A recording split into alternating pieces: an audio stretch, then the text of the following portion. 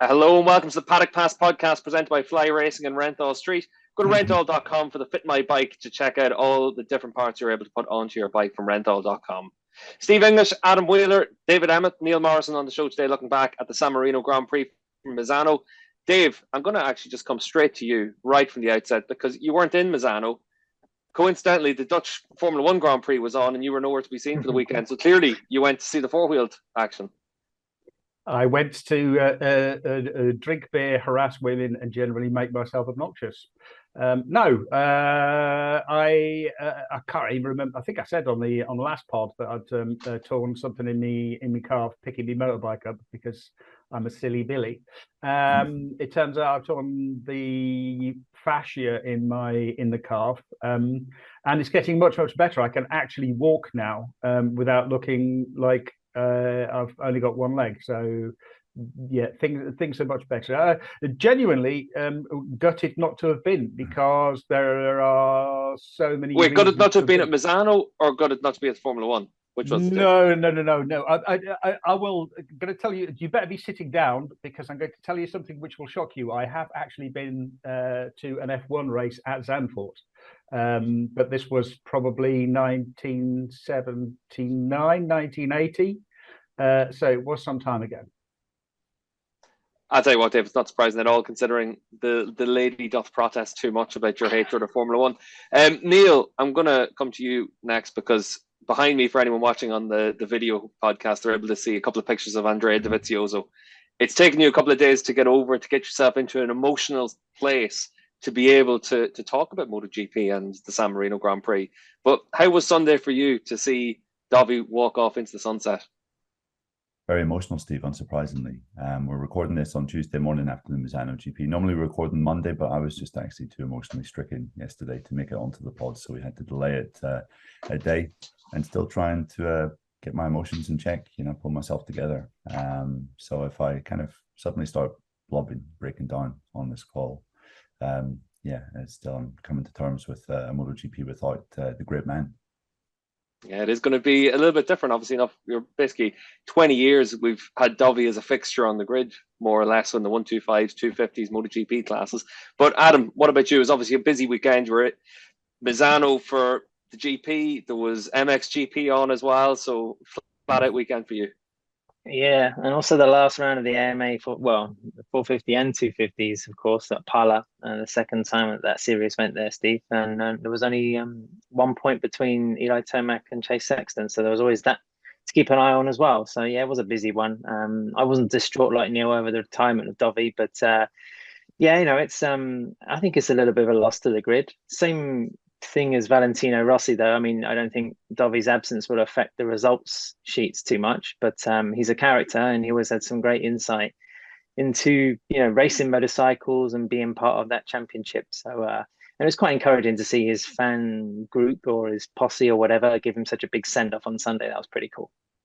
Yeah, it seemed that there was a big party on Sunday night. Obviously, you were too busy working away to be able to enjoy a few beers with them. But just looking at the weekend, we'll kick off with you. And what was your big moment of the weekend?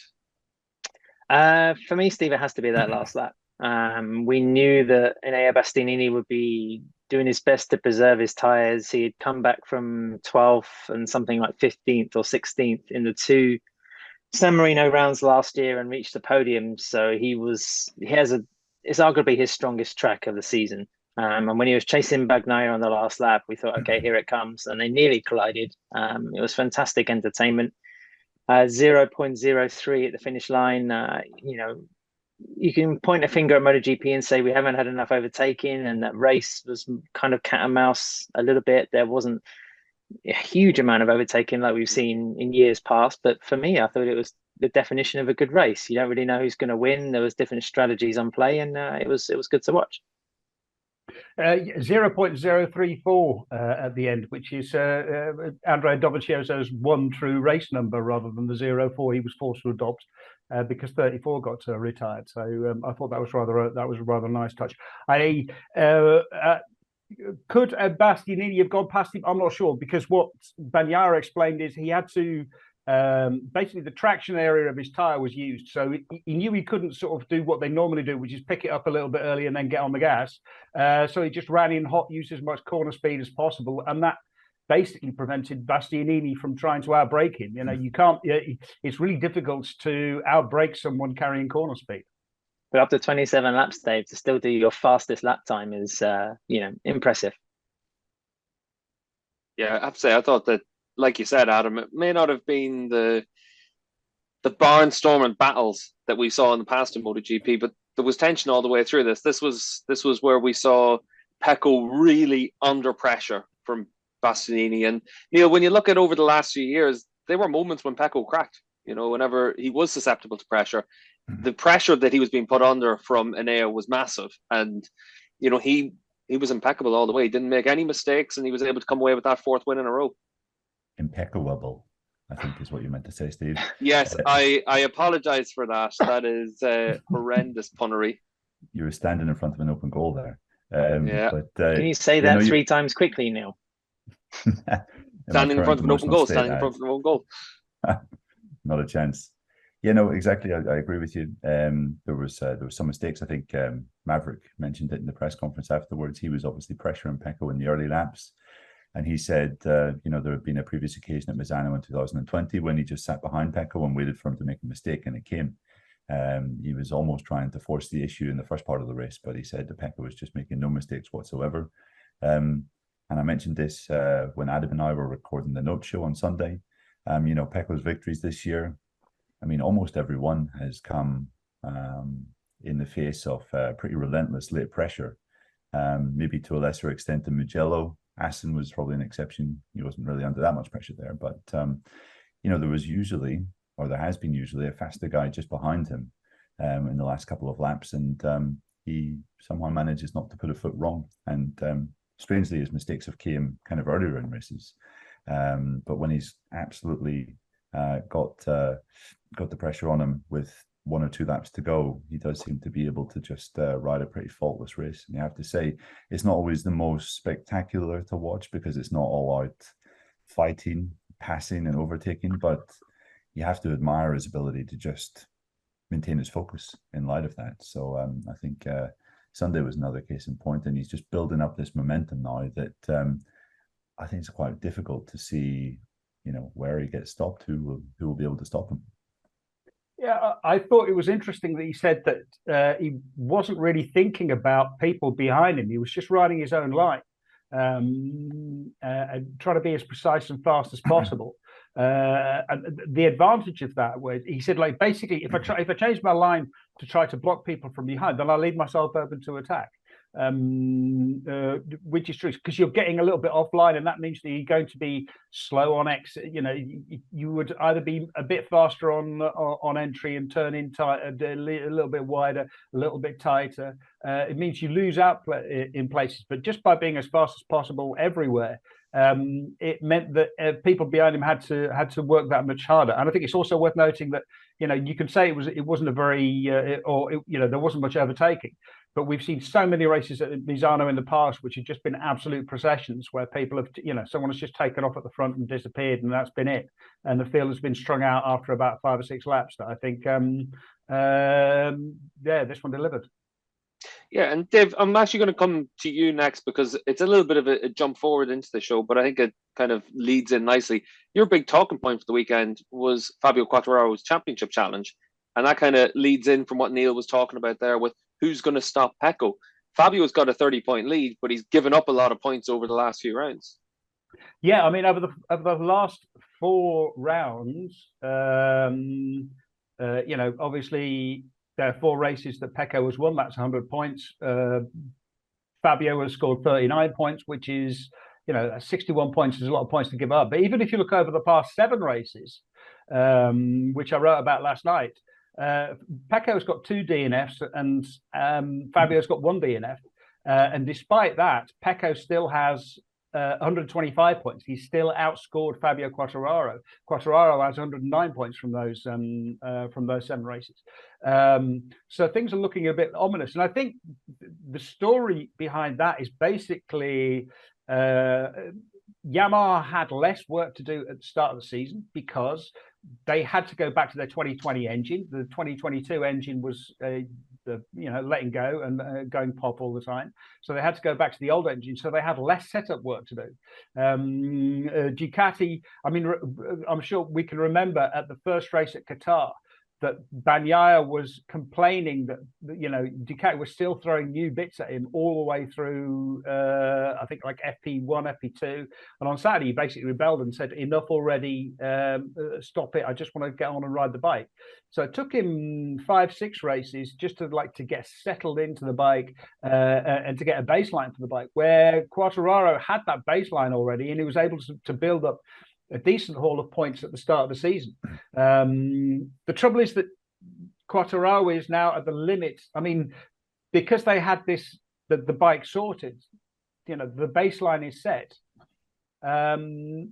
They have there's nothing more they can get out of the bike. Quartararo finished 5th, and afterwards he said, look, this is it, this is the limit, this is the absolute maximum of everything I can get out of this. I rode very well but P5. He said basically the problem is that there's no problem.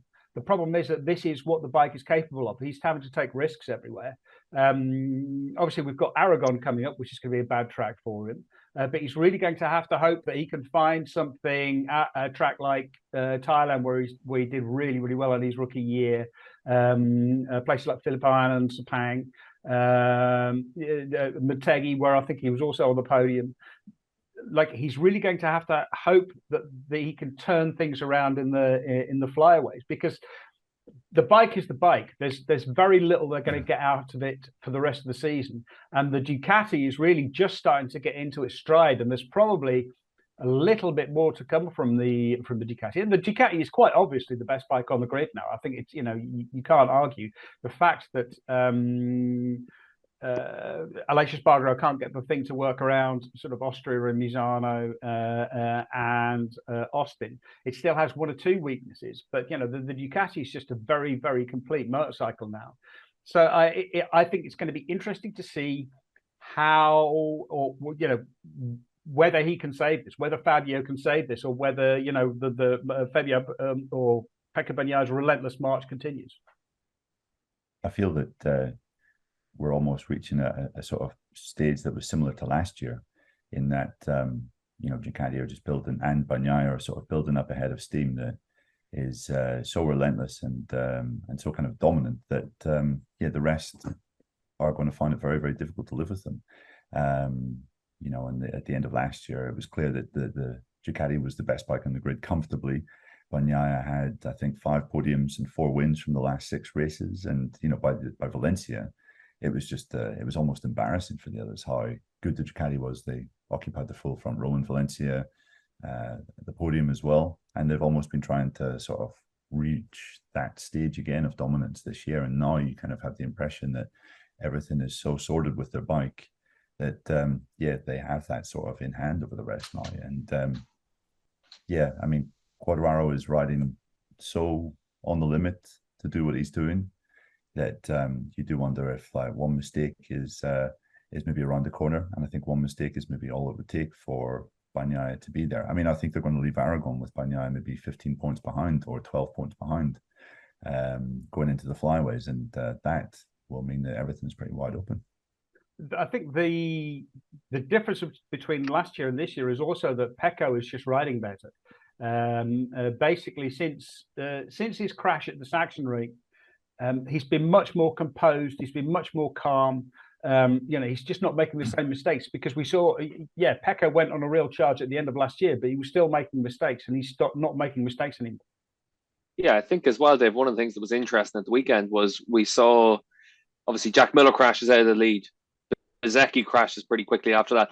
Bastianini had a massive moment through, I think it was turn 14. All these in those early laps. I don't really remember seeing Pecco making a big mistake or a slide or anything that looked like it was going to be a big save from him as well, which was impressive all the way through that race as well. Yeah, we were talking during the race, and I think, I can't remember who I referenced, but I thought it would be important for Pecco to win just for the championship. because, like Neil says, I think Aragon's going to be swinging in the favour of maybe Aleix Espargaro and also the Ducatis.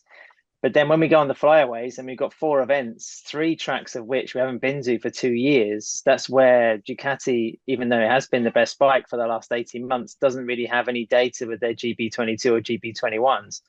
So that really could sort of mix things up a little bit. That could be where some of the outdatedness, you could say, with the M1 could fall into Quartararo's favour. And if you're backing quite a rider of Quartararo's capability not to succeed at places like Sepang and also Phillip Island, then that's a very dangerous game. So it's I think Aragon is perhaps the most crucial race of Bagnaia's season, because if he doesn't eat any points at that particular Grand Prix next week, then it could be a very tough job by the time we roll around to Valencia. I think that's a very good point about setup, about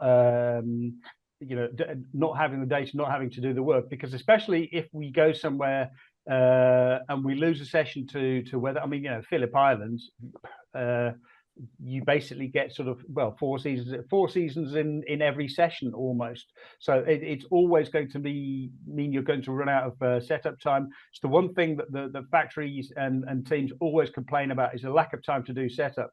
And so actually having a bike that is completely sorted, that exactly what it will do and what it won't do, can be an advantage coming back to these tracks where they haven't been for 2 years, and where there's been all these changes. They're not sure how it's going to work. So the less you change, the better in this case.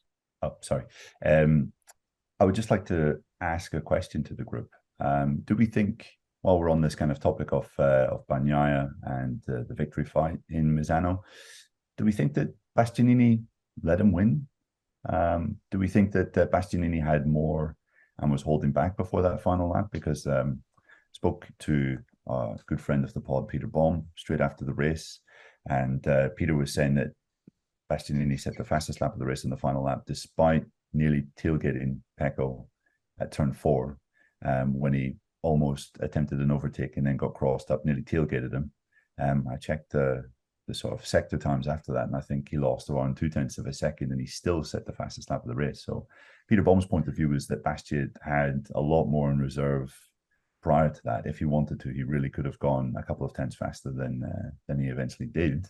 And I'm just curious what your points of view are. I mean, for me, I think he was in that sort of, I don't think he was going to let Pecco win, but I think it was going to take a very, very, very clear opportunity for him to try and make a move. And when there wasn't one, then he wasn't going to risk anything. He actually said that about the final turn. He said, I could have put it underneath him, but there was a risk that we would have both crashed, and that would have been stupid. And also, we heard Johann Zarco saying at the start of the weekend that Gigi had kind of talked to most of the Ducati guys, all of the Ducati guys, and said, if the wind's there, go for it. But if you're fighting with Bagnaia, make sure it's clean. Don't do anything silly. Be clever, be intelligent. And you just wonder whether that sort of pep talk was kind of ringing in Bastianini's ears whenever they were on track in those final laps together. Yeah, it's a good point, Neil. Zarco did say that on Thursday. Be clever, I think, was the phrase he used, just like you said. I think Bastianini was clever. I think he had full capabilities to win the Grand Prix. We mustn't discredit the work that Bagnaia did, as we've already mentioned.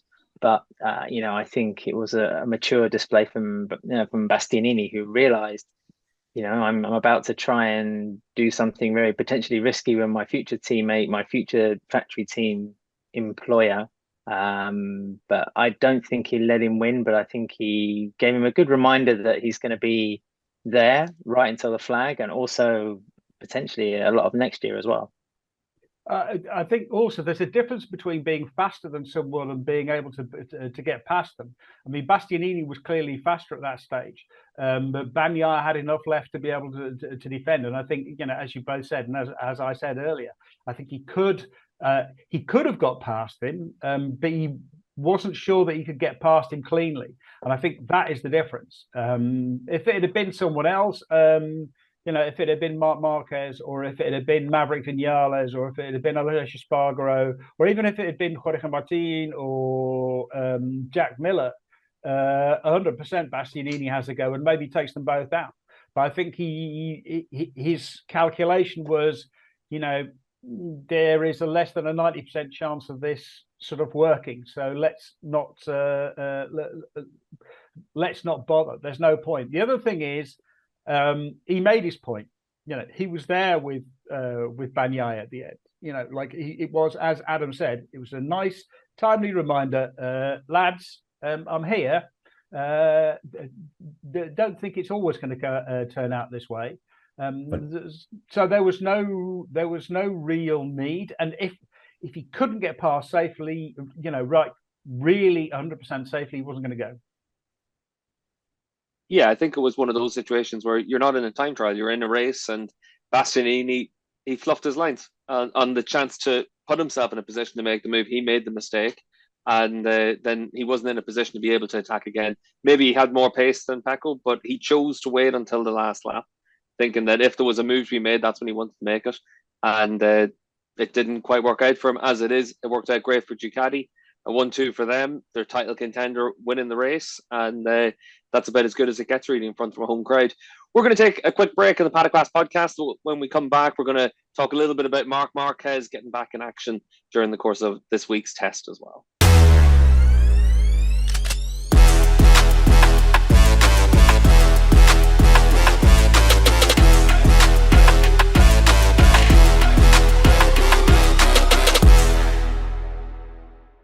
Welcome back to the Paddock Pass podcast, presented by Fly Racing and Renthal Street.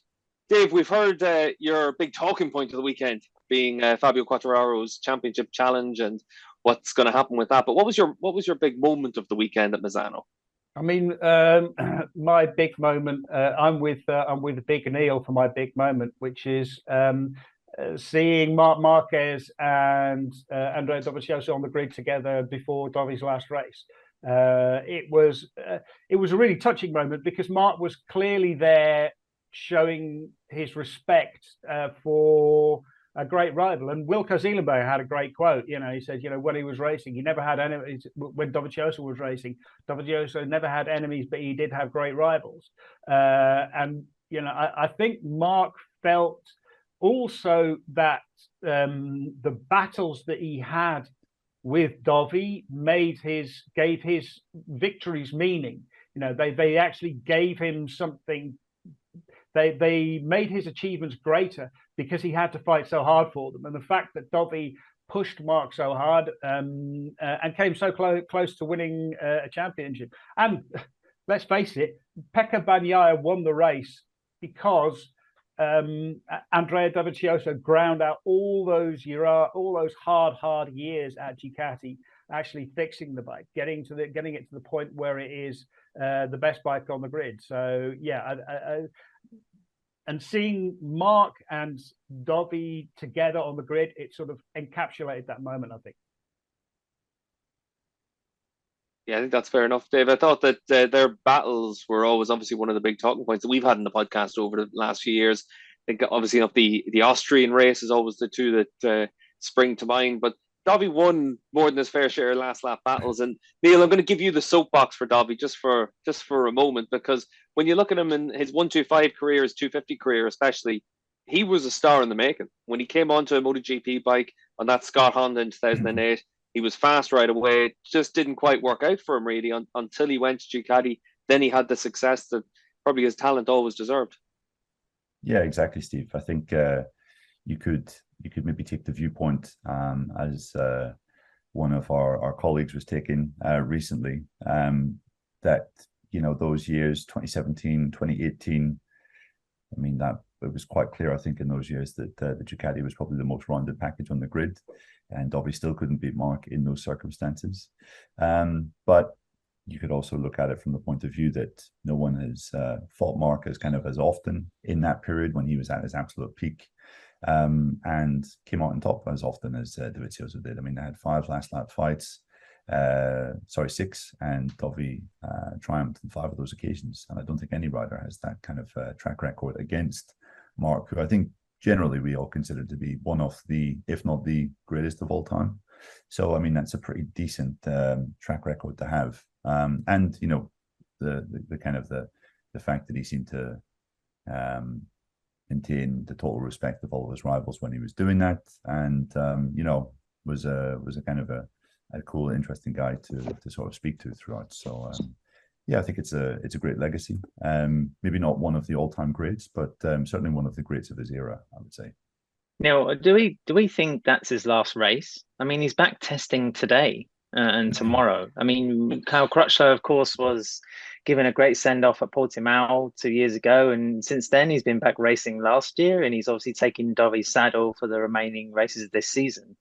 I find it hard to believe that, if somebody gets hurt next year, that, Dovizioso is not going to get a phone call and, he's going to be enticed back to race a Ducati or an Aprilia or a KTM or whatever.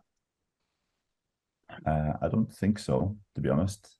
He'll be certainly racing motocross, and he might be doing, I don't know, high levels of motocross riding in the future, I would say. But in terms of racing in MotoGP again, I don't really see why. I mean, he's kind of, it was an unsuccessful comeback. It was clear that this year wasn't enjoyable. He maintained, I think it was at Silverstone, if he was on an Aprilia now or if he was on a Ducati, he would still be competitive. He'd still be fighting for victories.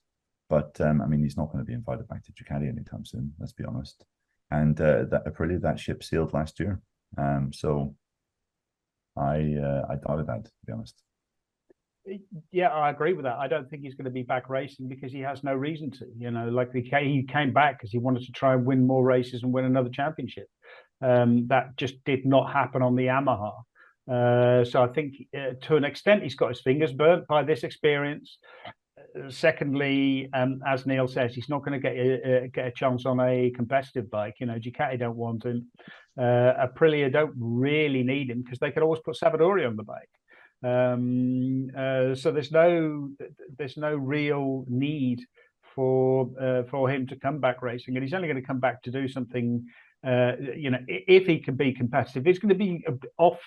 Messing about with motocross bikes. He's going to be. I've sort of heard all sorts of things about him, sort of setting up also, academies and teams or whatever. But he's going to have much more important things in his life than substituting as a MotoGP rider. 20 quid says that he's testing a MotoGP bike within 2 years and he's back doing some sort of wild card or fill-in, appearances. Mark that on September the 6th, 2000 and where we are, 22.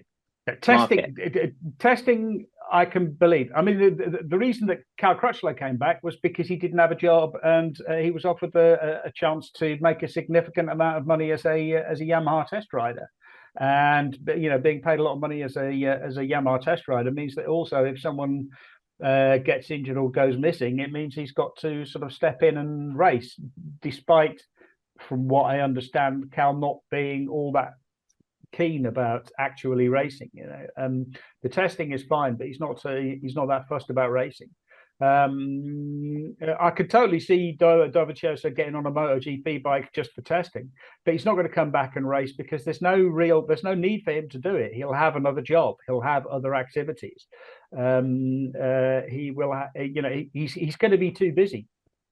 Well, Dave, let's talk about a rider that would love to be racing, but has to settle for testing right now. Marc Marquez, he's just gone out on track. He's done, as we record this, he's done about 24 laps at Misano. It's great to have him back, and it's going to be really interesting to see when we actually see him race again. But Neil, Adam, you were both in Misano. What was the talk around the paddock for when we're going to see him back in action? Well, I think initially, Steve, there was kind of messages coming from Mark that it was going to be a patient approach to his racing return. He still had a long way to go in his recovery. And that he needs to go step by step because he knows one wrong step could lead to the end of his career because this is the final shot. And then about 2 minutes later, he said, of course, if this test goes well, then I'll be back maybe racing at Aragon, or at least I'll try. So yes, I think that was kind of that was what we were hearing. It was if this test is okay and he comes out of it and he's in decent shape physically, he's not feeling too destroyed at the end of today. I mean, I imagine tomorrow morning's going to be tough for him. He was saying that, testing today is not going to be the big deal, but how his body reacts to a day of riding, that's going to be indicative of the current shape he's in. I mean, that will sort of color whether he's at Aragon or not. So, yeah, I mean, we will just have to sort of listen to his comments today, tomorrow, and see where he's at. But it does seem that there is definitely a possibility that he could be racing next time out. For me, it said a lot about, the enthusiasm of the guy, but also the big balls he's got. That, in his media debrief, Steve, he was describing how he had ridden the CBR 600, did a few laps, and then woke up the next day and thought, there's no way I can do it again. But went to the track, had another go, and he said it was actually okay. So, you can only imagine what his body was feeling like, that muscle memory returning, the forces or whatever, having to realign his whole physical shape to be able to do this discipline again. So for him to, get through that little phase, that little moment of worry, he was quite sort of articulate in his media debrief, actually, and when he was speaking to all of us. He also said that when he comes back to racing, it's not just an intermittent thing.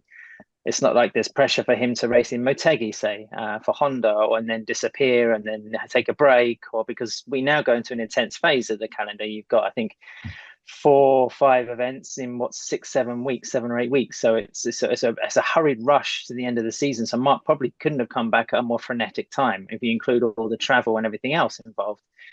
So I think it's a big decision for him to make after this test, whether he will come back in Aragon or not, because it was probably key for Honda for him to be there just to, pep everybody up for what has been a torrid spell of the season over the last month, but also just to, have a taste, have a feel of some of the ideas that Honda have for, 2023. So, we wondered if he'll come back. He has. We wonder if he'll race, and that's still the question that has to be answered, and we'll know probably in the week, beginning of next week in the run up to Aragon. Just had a quick look at the timing at the moment. Marc has done 23 laps from the timing sheets. He's done 23 laps in 4 runs, which means he's doing 5 or 6 laps a run, which is pretty standard. The fact that it is now, as we speak, 11:23, and testing has been going on since 9 a.m. and I think he took to the track around 9:30, so he's done 23 laps in 2 hours.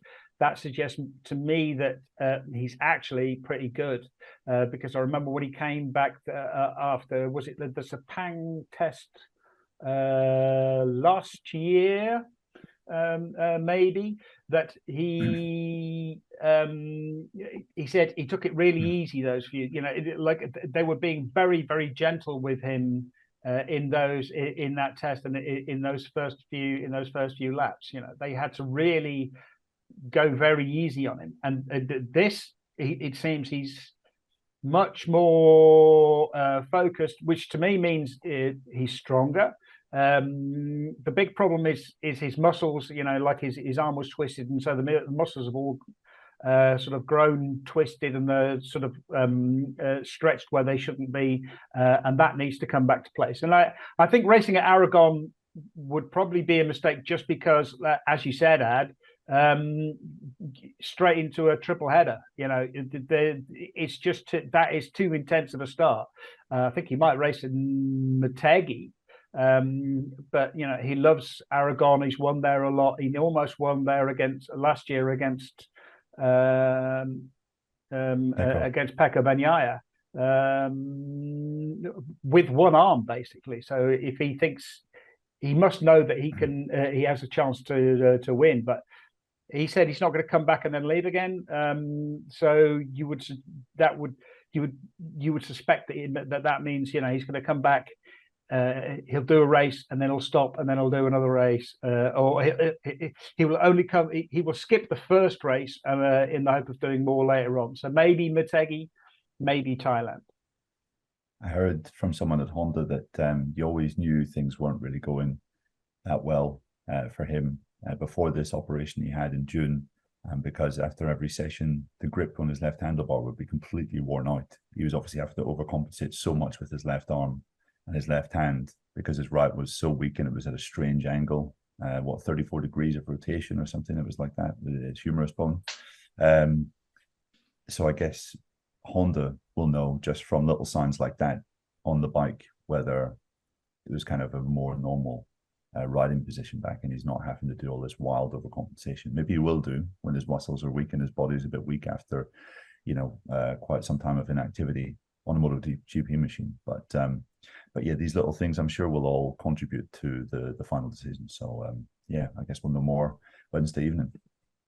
I'm intensely curious as to what Marc is riding in Misano these 2 days. I'm sure he'll be riding the motorcycle that he's raced this season, which, the struggles of Taka Nakagami, Alex, his brother, and also Paolo Espargaro are well documented. That was the bike. That was the bike that he went out on for his first couple of runs.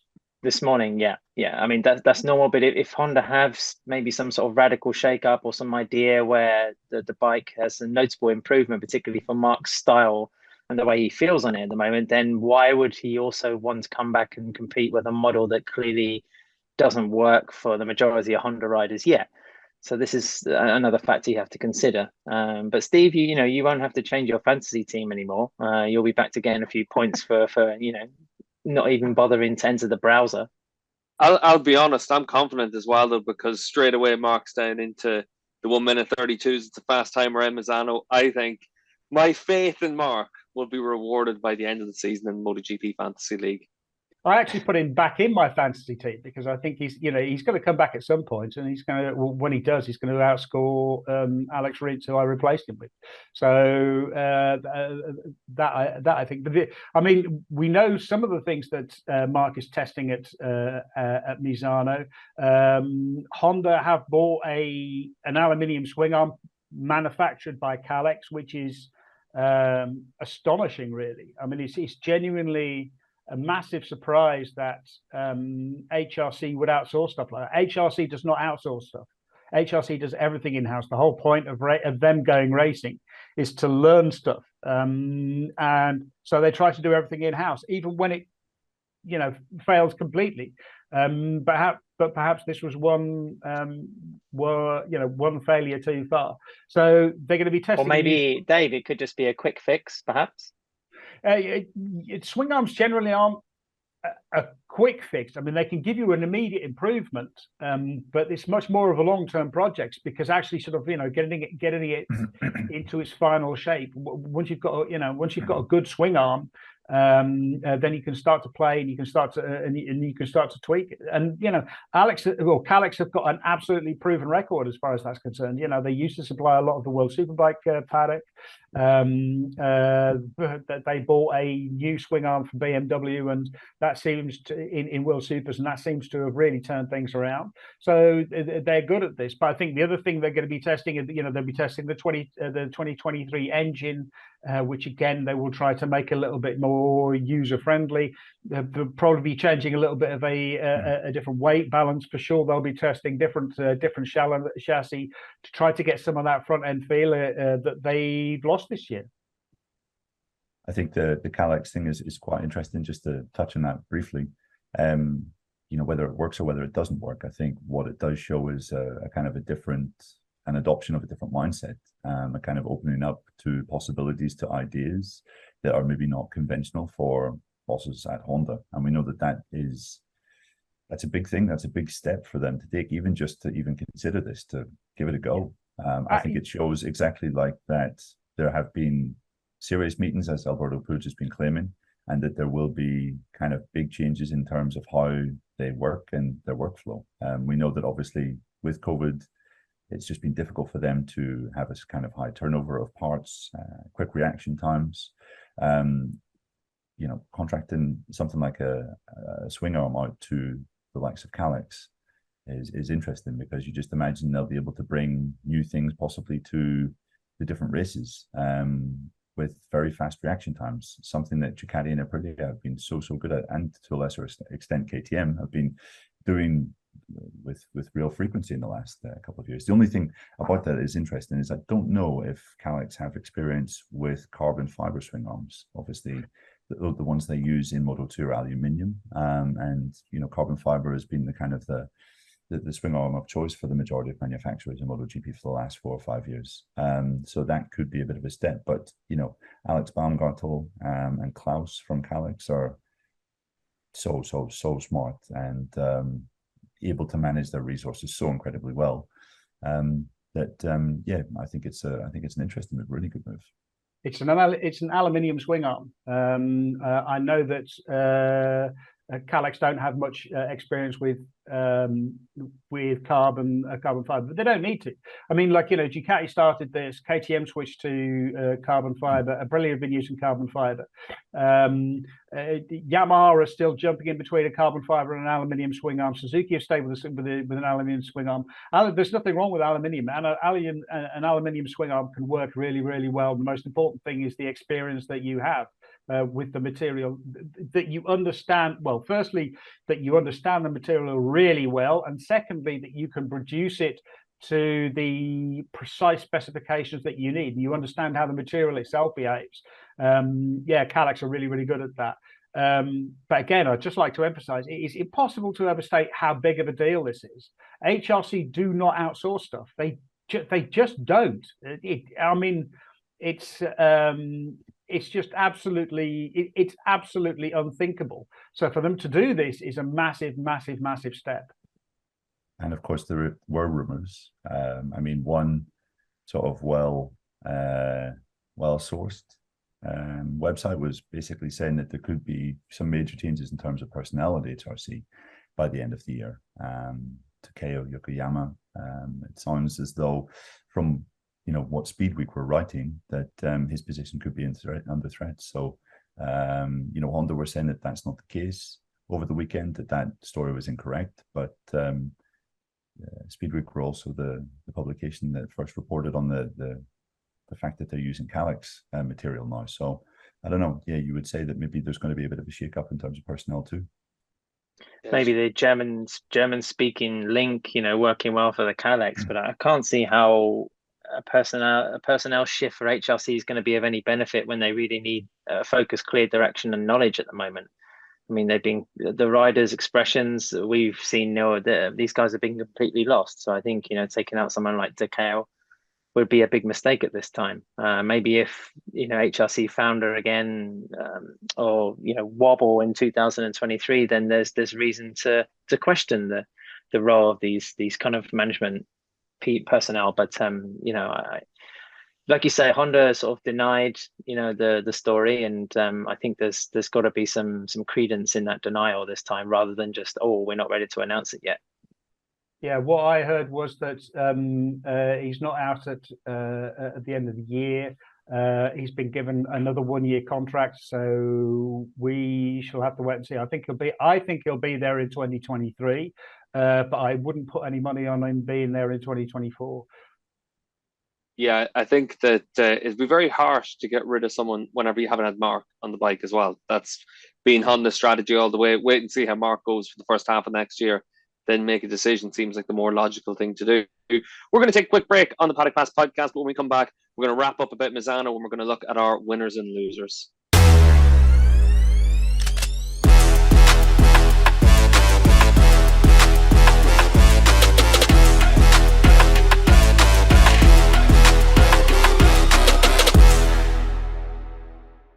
Welcome back to the Paddock Pass podcast, presented by Fly Racing and Renthal Street.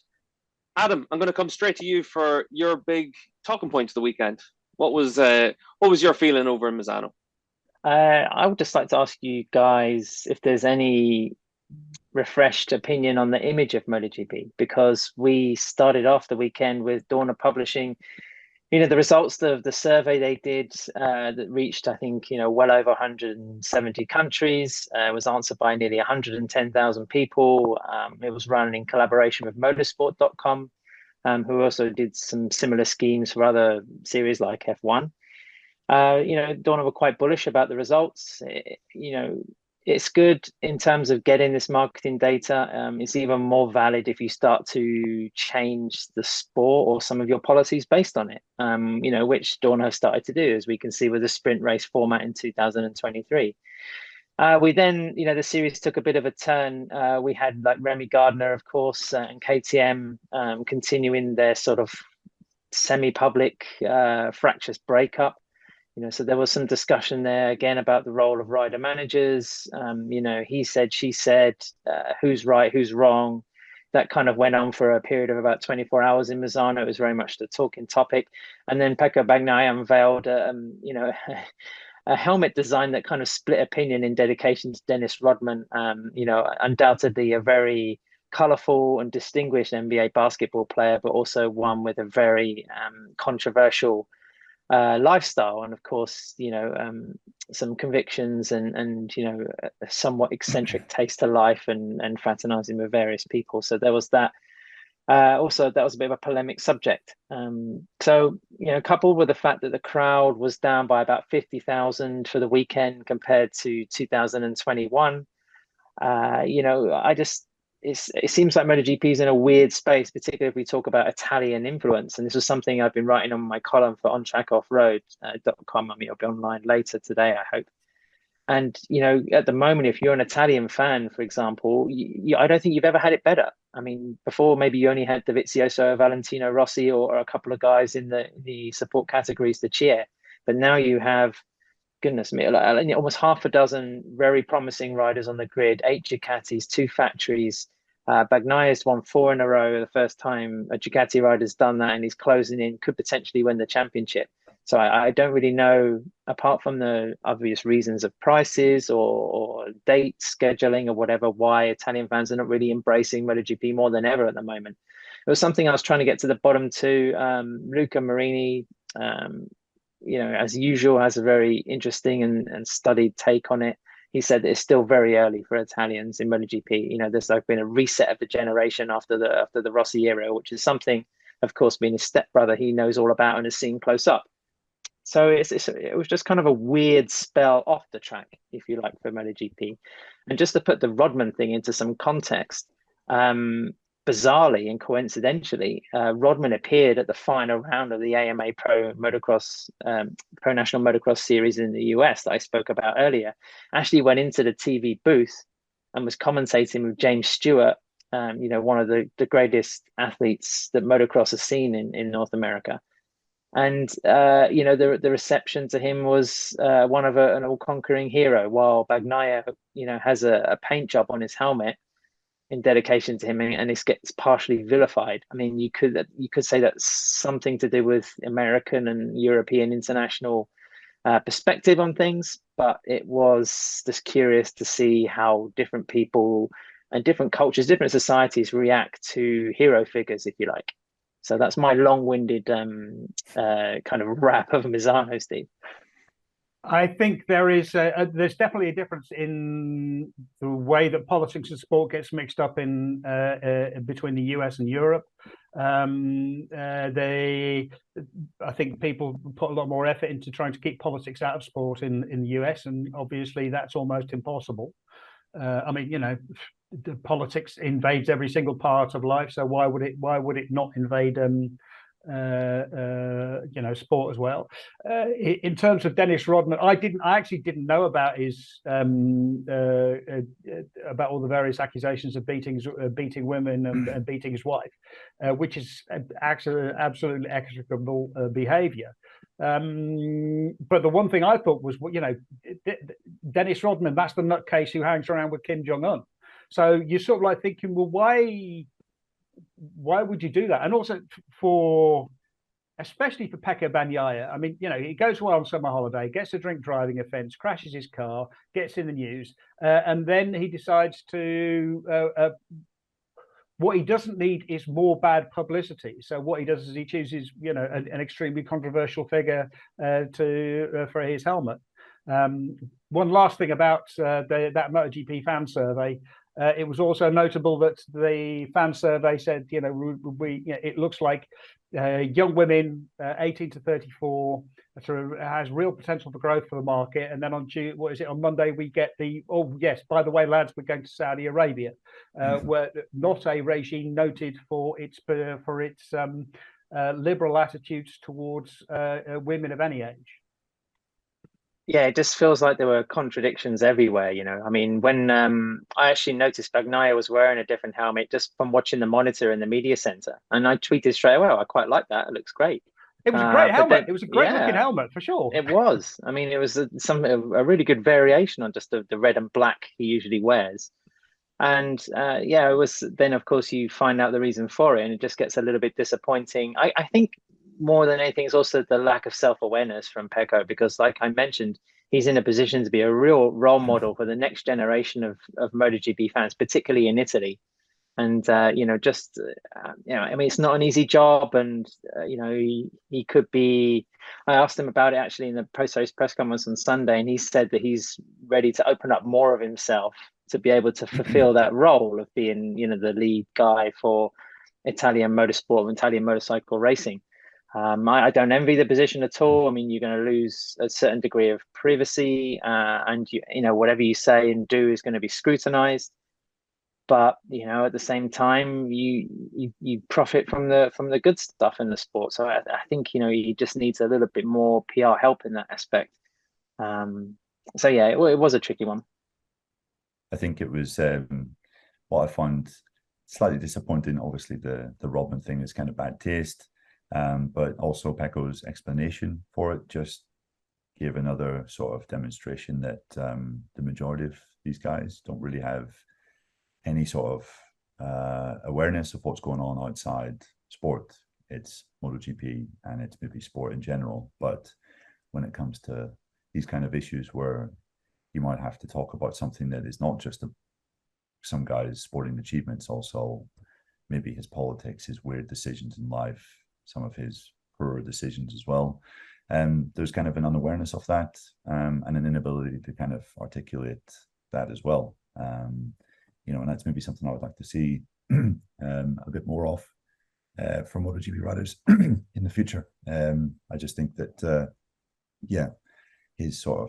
his explanation that, yes, but he was a great basketball player just showed once again that, there's no kind of wider awareness of world events and what has happened in the world that it's probably more important than what Rodman has done since he quit basketball. That's more important, I think, than what he did as a basketball player. So, it kind of showed another example of a lack of awareness of things like that. Yeah, it's a good shout, Neil. I think, if you're prepared to perform in front of 1.5 million people for the year at circuits around the world in different continents, you're being interviewed in, sometimes 2 or 3 languages. You're being paid to endorse several brands, sometimes brands that are not endemic to motorcycle industry. I don't think you can sit there and say, I'm just here for the racing. I think you're going to be asked, because you're a public figure on the war in the Ukraine, you're going to be asked about the environment, the energy crisis. And it wouldn't hurt someone somewhere who's working in the entourage of these guys. And let's be honest, they do have people in their corner who must be doing something than reading Speed Week or motorsport.com to advise them, saying, listen, you need to shape up and get an opinion on this. As much as I hate to say it, we've seen some guys in Formula One, Sebastian Vettel in particular, has been, very articulate on different subjects like this. And the consequence, even though it shouldn't be the main motivation, is it just helps spread the word of the sport. If you have somebody who has an opinion on a particular subject, then it kind of expands, it flowers, it shows that awareness that at the moment is lacking. Well, yeah, I mean, you want to be careful what you wish for. All of a sudden, we could have someone coming out as a massive Viktor Orban for a fan and Putin acolyte. But if that's what they believe, then that's up to them. But we already have a Viktor Orban fan in the world of motorcycle and racing. Dave, he's the manager of the World Superbike champion. This is true. Yes, indeed. Yeah, he is. Speaking of politics and sport, I mean, the reigning World Superbike champions manager is very closely involved in Turkish politics and Erdogan and all of the things which he has been doing to rein in political opposition. So yeah, it's always problematic. The other thing is, like, should racers be having an opinion on everything? Yeah, I mean, they might get asked about things, but I mean, in a lot of cases, like, I do not need I do not need Enea Bastianini weighing in on whether the gas price needs to be uncoupled from the electricity price within the market or not. I'm not sure it's his area of expertise. I mean, he may take a very close interest in it, but it's hard to say. So yeah, I think you have to be careful. Yeah, I think it's one of those situations where we saw Frankie Morbidelli obviously take a few stands about certain things, and racism was one of the ones that Frankie went big on. But that doesn't mean he has an opinion about everything. And I think, like Dave said, you do need to be careful about it. Can be very easy whenever you get, a lot of positive feedback for having an opinion on something to then immediately try and have an opinion on everything. And you see that in all walks of life. So I think it would be good if there was more from riders on certain things. I found some of the criticism of Pecco a little bit harsh this week, because a lot of people didn't realize or wouldn't have known about Rodman's conviction. And I think that, fair enough, somebody should have checked it, but I think that it's also quite possible that these things just happen. Helmets get designed very quickly as well. Maybe there wasn't the same thought process went into it that there should have been. But I felt it was a little bit on the harsh side on Pecco during the course of this, but it's also on the back of everything that he's been through. He probably should have just been really safe with what he was going to do if he was going to do something a bit special this weekend.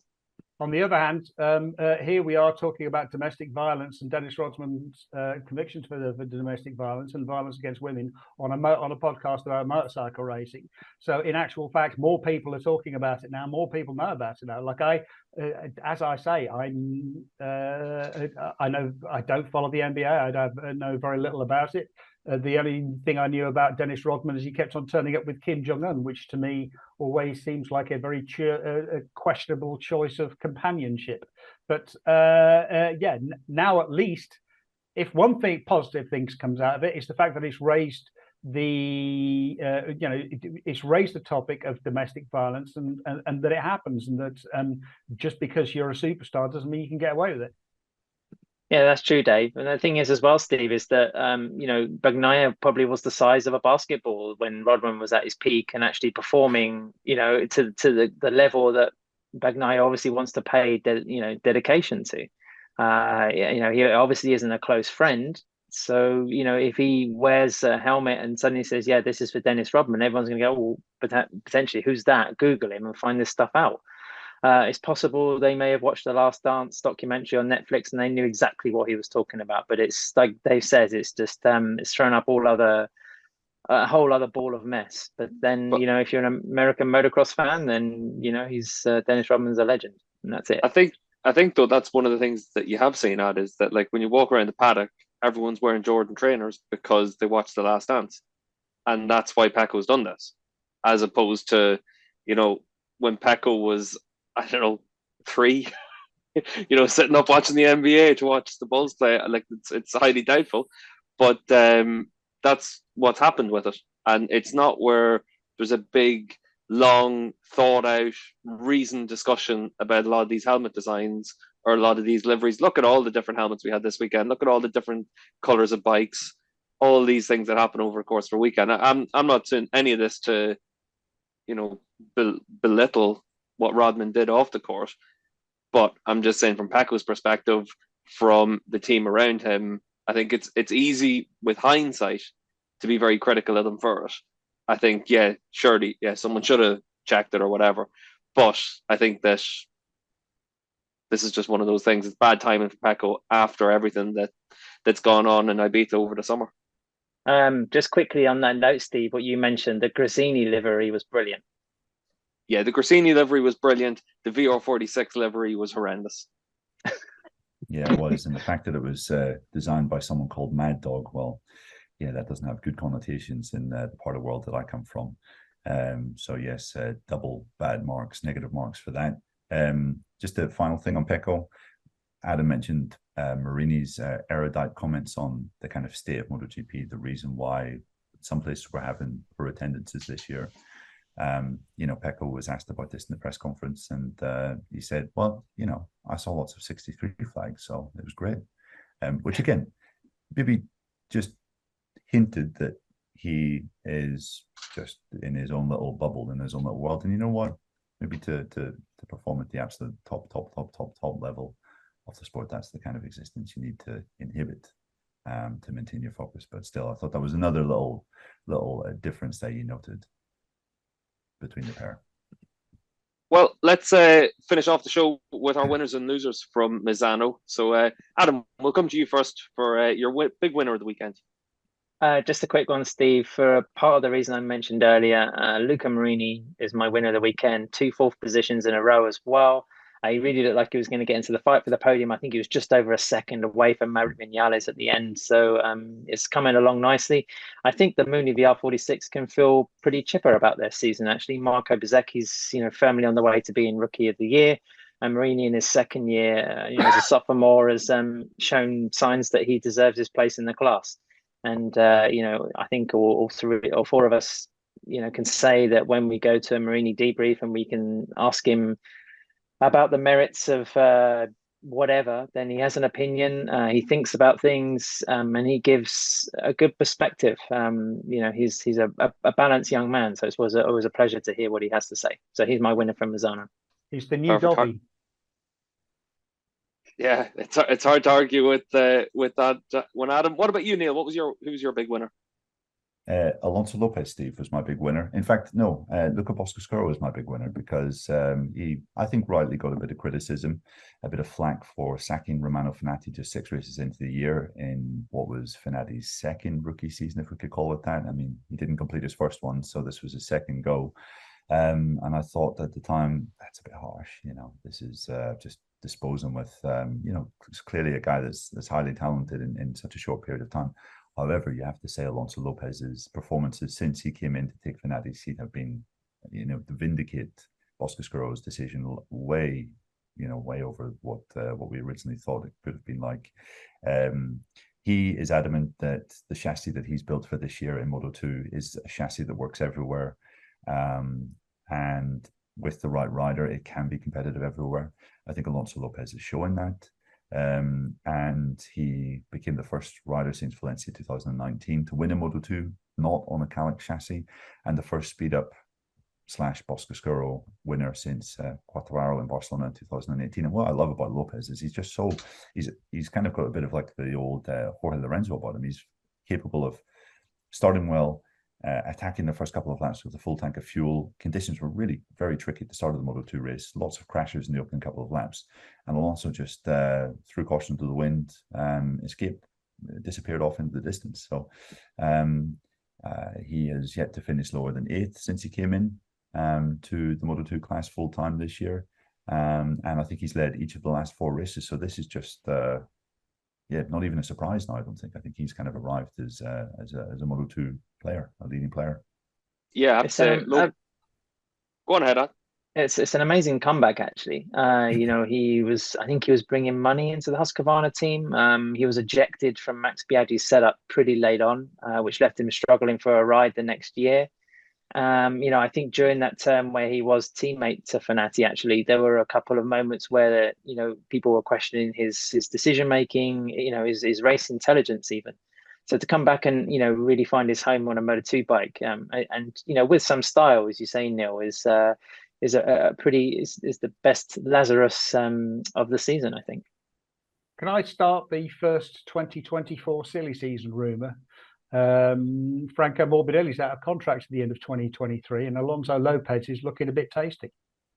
But well, I have to say, it looks, if rumors are to be believed, Yamaha are interested in his current teammate. It's Fermin Aldeguer that they have their eyes on, because he's currently being linked to move to their Mastercam team for next year, which is obviously Yamaha's kind of Moto2 presence where they're trying to nurture talent. So, Lopez is clearly making Aldeguer look a little short in recent races, but I think Yamaha, if they were choosing, looking to the future at the moment, it's Aldeguer they have their eye on. At the moment. At the moment. Yeah, I have to say, for me, having worked in CEV Moto2 as it was last year in the European Championships, looking at Aldeguer and Lopez really impressed. And obviously Aldeguer came out of nowhere. He's very young, very raw. We saw at the start of the season how good he can be. But Lopez last season finished on the podium in every race. He won a couple of races, was just outclassed by Aldeguer. And now, this year, stepping up to the World Championship halfway through, he's done a really good job because he's used to traveling the world as part of the Moto3 World Championship. He sees this as a real opportunity to get his career back onto the right path, and he's taken it with both hands. He's really been impressive. I think he's led more laps than anyone in Moto2 this year. He looked amazing at the weekend. So I actually had planned on having him as my big winner of the weekend, Neil, but you jumped me to that. So I'm going to change mine to be Izan Guevara, because I'm a big fan of Guevara and what he's been able to do this year. And coming from having been the junior world champion, he's done a really good job second half of last year and then into this year. He was able to take advantage of Sergio Garcia's black flag, and now he takes on that championship lead. So he's my big winner from the weekend. Dave, what about you? Well, I'm going to combine my winner and my loser because they're both from the same team. I mean, my big winner this week was Maverick Vinales, and my big loser is Aleix Espargaro. Aprilia have made such a massive step this year. We kept on. I remember, we were talking at the start of the season. Is this have Aprilia turned it around? Could this be the season that they start to show themselves? But absolutely no question about that right now. Maverick Vinales continues to outperform his teammate Aleix Espargaro. I did the sums last night. In the last 4 races, Maverick Vinales has outscored his teammate 55 points to 40. And over the last 7 races, Vinales is a little bit behind Espargaro. Espargaro scored 80 points, and Vinales scored 68. But the momentum really seems to have shifted. It's a bit difficult for Espargaro in that he had 2 of his worst tracks back to back, Austria and Misano. He's really looking forward to going to Aragon. But you've got to think that Maverick's going to be very good at Aragon, and you sort of feel that the momentum is shifting towards Vinales. Marini said that he was following Vinales and he saw him making a lot of mistakes. But the fact that Maverick Vinales was making a lot of mistakes and still finished 3rd on the podium, I think, it bodes really well for Maverick Vinales. I think it once again underlines he's a really, really class act, and that when he has his ducks in a row, and this is something which Massimo Rivola has been absolutely fantastic at, putting his ducks, putting everything in place for his riders to be able to perform. We saw that with Aleix Espargaro. We're now seeing it with Maverick Vinales. The difficulty is that Espargaro seems to have stalled. He seems to, he needs to regain some momentum. He's lost the momentum. That, I think, is Rivola's next challenge. So a 2-in-1. Yeah, I think that's fair enough. I have to say, for me, Aleix is maxed out, and now you've got it where Ducati, with a horde of Ducatis, can get in front of that. Fabio is obviously, Austria especially, did a really good job to get himself back up onto the podium. Now's the real time for Aleix to dig in, see if he has the chance to win the championship. The momentum has definitely shifted away from him. But Neil, what about you? Who's your big loser? Remy Gardner, Steve. Just a bad weekend overall, just like Austria. And you kind of feel for the guy. Said that he's brokenhearted. Obviously, his MotoGP dream has come to an end after 1 year, and it looks as though that's kind of affecting just performance on the track as well. I guess we could probably have our own podcast on the merits of disposing with Remy Gardner after 1 year. Maybe we can save that discussion for another day because we're coming towards the end of this one. But I would say it's been a real tough time for him recently. It looks as though subpar World Superbike seat or return to Moto2 really is only options. So I wouldn't say it's a great state of affairs, especially as Ralph Fernandez had a pretty good race. Yeah, that was actually a question that we got in from Marcus, one of our patrons, and he was asking, where do we see Remy going? What are the options in World Superbikes? Because for Marcus, to see him take a step back to Moto2 wouldn't be a positive step, and it's very difficult to see where he'd go in World Superbikes. There's no factory seats really available unless you look at the second seat at Ducati hasn't been filled. Is Remy Gardner going to be in play for that? Probably not. You're up against Petrucci, Rinaldi. You're looking then at maybe a Bonovo seat that's still to be full. That looks like it could be for Garrett Gerloff. There's a Pachetti Kawasaki seat.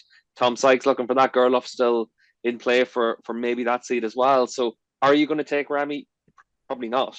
And interestingly, Neil, just to once again copy you on like I did in the winners, my big loser at the weekend was KTM, because no one comes out of what you have to look at on the face of it as being a farcical situation at the weekend, where a he said, she said between a rider and a team. It never works well, and both of them come out of it looking pretty bad. Yeah, I mean, you're right to a degree, Steve. I mean, I think they handled the Petrucci situation by giving him a guest ride, and let him fulfill a dream by going to Dakar. That kind of smoothed over any hints there, because Petrucci, of course, was a very popular guy in the paddock. For Gardner, I struggled to see. I mean, did he go back to a category that he's always won? He has to also watch his weight, make those compromises to fit in Moto2 again. I think that would be a real indication of his love for Grand Prix racing and what he does. In which case you kind of think, well, why not show that push, that attitude, that desire in your first year in MotoGP by, okay, you're frustrated by the bike, you might be frustrated by your setup, but just keep it tight-lipped. I mean, like Dave said, I mean, silly season 2024, it's a matter of months before you can start talking to somebody else once the season starts. I mean, contracts are talked about and decided months, even years in advance. So all we had to do was like plug away, ride the thing, like 100%, like I'm sure he did, and just show the right mental approach. So it is a tricky one. Yeah, I think it is one of those situations that where there's no simple solution to a question like it as well. What's happening within KTM? I think for them to be able to bring Paul across to Gas next year makes a lot of sense. And then you're looking at it and saying, whether it's a choice between Augusto Fernandez stepping up or Remy Gardner. Gardner's attitude this year may not have been what KTM wanted. We saw, obviously, I think it was as early as Jerez whenever he was very critical of the bike. So KTM don't like that, and maybe with Fernandez, they're going to feel that with a Spanish bike, a gas, that having two Spaniards on the bike makes more sense than having an Australian on the bike. I think it's a shame for Remy, but if he doesn't step back to Moto2, he's not going to have an awful lot of options. He's always been fast in Moto2. Obviously, last year was the 1 year where it all came together. He was on the IO bike, had a lot of success, won the championship. But Raul Fernandez was also arguably the more impressive rider for most of the season as well. So Remy, there's still question marks about him. I'd like to see what he does going back to Moto2, because a bit like what we've talked about in the past in that class, it's always good when you've got a Sam Lowes there, someone that you know what their level is. We know what Remy's level is. I think it would be good if we saw him in there and he became one of those yardsticks with which to judge everyone again as well. My loser, just to quickly go into we're getting towards the end of the podcast, my loser was Franco Morbidelli. And actually, I'd love a quick word of note for his communications and PR people at Yamaha, and particularly in Ept on this occasion. I sent them an email asking for an interview of Franco, didn't even receive a reply. I kind of thought that Franco might be, one of the riders that isn't inundated with interview requests. And yeah, so that was a bit of a black mark, although somewhat typical, I have to say. But yeah, Franco, we've been attending his media debriefs most of the season. He's obviously been a little bit of just trying to fit a square peg into a round hole when it comes to the handling characteristics of the M1. He knows he can't change everything. He's trying to change himself and his style and the way he races the machine. And it's been a tough ask. And a track where he won 2 years ago, just to crash out so early on, it must be another sort of kind of soul destroying bit at the end of the weekend. And I just I don't know, I like the guy because he's always such a laid back, mild mannered guy, so kind of generous with his thoughts when he's on form. I'd like Franco to find some sort of recompense, let's say. Yeah, I think everyone would like to see that, because Franco, when he's on form, is fantastic. We saw it all the way through his Moto2 career. Obviously, we saw flashes of it in MotoGP whenever he was on the Petronas bike, partnered up with Quartararo. We just haven't seen it the last year with injuries and whatever factors playing into that. But I think obviously for us, one of the big things is that you boys have to get ready for Aragon. So you've got a week off and then you're straight into it. You've got Aragon to Motegi and all the flyaways coming up. So this week's going to be an important week. You as well, for, Steve. Well, I'm back to World Superbikes, but I've had a few weeks off, Adam. So it's not too bad for me. Superbikes is a good schedule. Week on, week off now for pretty much the rest of the season, so I can't complain too much. Make sure you get a bit of a massage, because when you swing a golf club, it just affects your microphone holding position. When you're on comms, so you don't want to be like lagging by the time you get to the third race of the weekend, Steve. Well, I'll tell you what, I could take some of the barbs from your ad, but I've had Suzuka 8 hours, I've had CEV or Junior GP action as well. I had a busy summer break this year. It hasn't all been golfing, although the last 10 days were literally spent doing nothing but golfing. But I think it's always worth mentioning as well about what we offer everyone over the course for Grand Prix weekend. Obviously, Adam and Neil were at Misano, so last weekend they were able to offer the Paddock Notes show each day, Thursday, Friday, Saturday, Sunday, to all of our Patreon supporters, patreon.com/Paddock Pass podcast. We also had it this month where an awful lot of our patrons were able to receive their exclusive Paddock Pass podcast coffee mugs.